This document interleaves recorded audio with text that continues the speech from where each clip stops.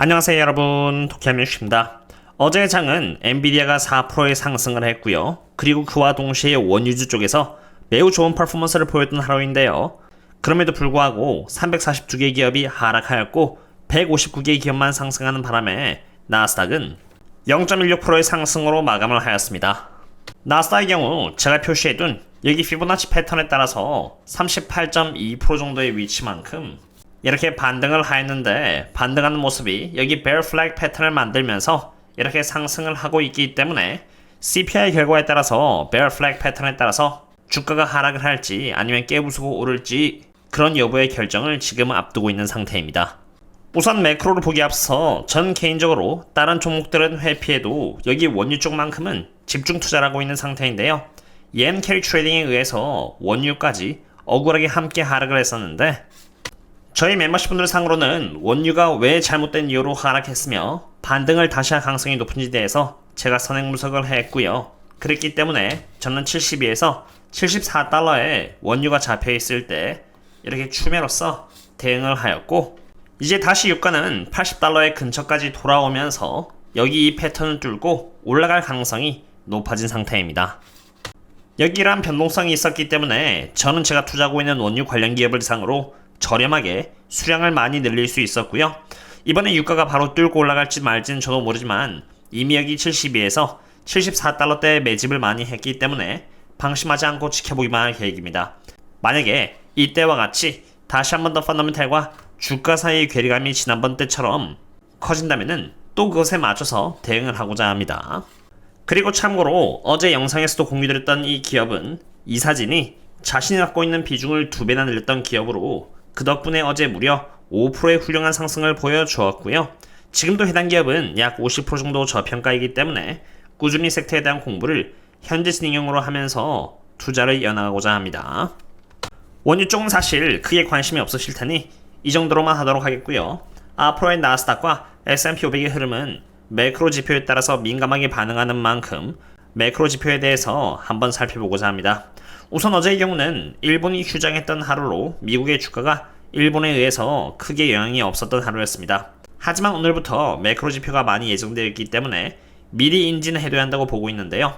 우선 가장 먼저 8월 13일 오늘 일본의 PPI 지표가 발표가 되었습니다.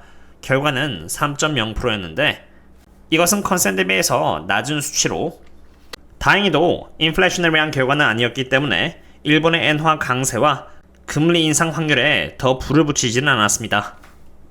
아주 만약 PPI가 컨센보다 높았다면 엔화의 강세가 되면서 여기 달러를 엔화로 나눈 이 지표는 분모에 있는 엔화의 수치가 높아짐에 따라서 하방면을 받으면 동일한 상관계에 있는 여기 파란 색깔인 QQQ의 지표 또한 마찬가지로 하방면을 받게 되는 것이기 때문에 안 좋은 결과로 이어질 수 있는 것입니다. PPI는 다행히도 less inflation이라는 결과가 나왔지만 8월 15일에는 일본의 GDP 성장률이 발표되는 날이고요. 만약 GDP의 성장률이 컨센 대비해서 높게 나온다면 그것은 인플레이션을 결과로 금리 인상의 확률이 조금씩 높아짐에 따라서 일본의 엔화는 강세로 잡힐 것이고 옌 캐리 트레이딩의 회수로 이어질 수 있는 만큼 GDP가 낮게 나오기를 바라야만 하겠습니다. 물론 엔화만 지켜봐야 하는 것은 아닙니다. 이 차트가 하락하는 데에는 엔화의 강세뿐만이 아니라 달러가 반대로 약세가 되었을 때도 하락하는 것이기 때문에 주가가 오르길 바라는 입장에서는 일본의 경제지표는 컨센 대비해서 약하게 나오되 미국의 경제지표는 컨센 대비해서 강하게 나오기를 바라야만 하는데요. 우선 오늘 9시 반에 PPI 지표가 예정되어 있고요. 내일인 8월 14일 9시 반에도 마찬가지로 CPI가 예정되어 있는 상태로 이러한 지표들이 미국의 10년 국채금리의 흐름과 달러의 강세 혹은 약세 여부에 변수로 작용할 수 있기 때문에 지켜봐야 하는 지표입니다. PPI에 대한 선행 분석은 선행적으로 보여주는 자료가 없기 때문에 제가 할 수가 없고요. CPI에 대한 선행 분석은 이미 여기에다가 이렇게 완료를 했기 때문에 조금 더 이번에는 기술적으로 차트 관점에서 바라보겠는데요. 우선 10년 국채금리를 1시간 단위로 바라보면은 이렇게 헤드 앤 숄더 차트가 잡혀있는 상태로 여기 3.89%가 넥라인이기 때문에 이 넥라인이 깨진다면은 국채금리는 더 많이 하락할 수 있게 되고요. 10년 국채금리의 흐름과 달러의 흐름은 여기 보시는 것처럼 이렇게 동일한 패턴임을 알 수 있듯이 달러 또한 하방을 받게 되기 때문에 그렇게 되면 나스닥 또한 옌 캐리 트레이딩의 회수에 따라서 영향을 받게 된다는 리스크가 존재합니다. 그럼 이제 달러를 엔화로 나눈 차트를 1시간 기준으로 바라보겠는데요.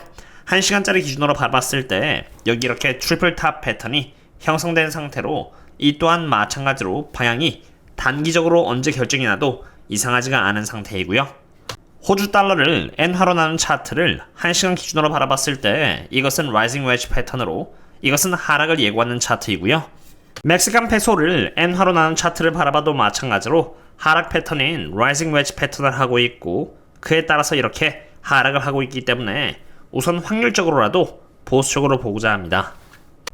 그럼 이제 테슬라를 보겠습니다. 테슬라의 경우는 제가 어젯밤에 분석드린 것과 같이 이번 오전 기준으로 여전히 이렇게 200달러대에 콜옵션이 굉장히 많이 배치되어 있는 상태로 주가가 200달러 이상 올라가려고 할 때마다 콜옵션이 수익 실현을 함에 따라서 주가의 하방을 가게 되어 있는 상태입니다.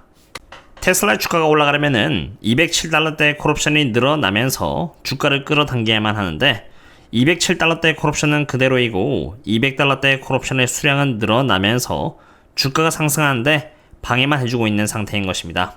200달러대 콜옵션 수량이 계속 높아진 상태를 유지한다면은 테슬라의 주가는 200달러를 넘기기가 힘들겠지만 이번에 장이 열리고 나서 200달러의 콜옵션이 줄어든 흐름이 잡힌다면은 테슬라의 주가는 그 이상 상승을 할 수 있게 됩니다. 물론 그 현황은 제가 오늘 밤에 우선 멤버십분들 상으로 먼저 업데이트를 드리고자 합니다. 테슬라를 보았으니 이번엔 스타벅스를 보겠습니다. 저는 원래 평소에도 고평가 기업들은 가급적이면 손을 대지는 않지만 지금과 같이 불확실한 상황이 만연할 때는 더더욱 손을 대지 않고 저평가 기업을 이상으로만 투자를 하는데요. 저는 과거 여기 7월 22일 스타벅스를 이와 같은 이유로 매수를 한다라고 저희 멤버십분들에게 공지를 드렸고요. 스타벅스의 CEO가 치포스의 CEO로 교체가 되면서 지금 주가는 무려 17%나 상승을 하고 있습니다.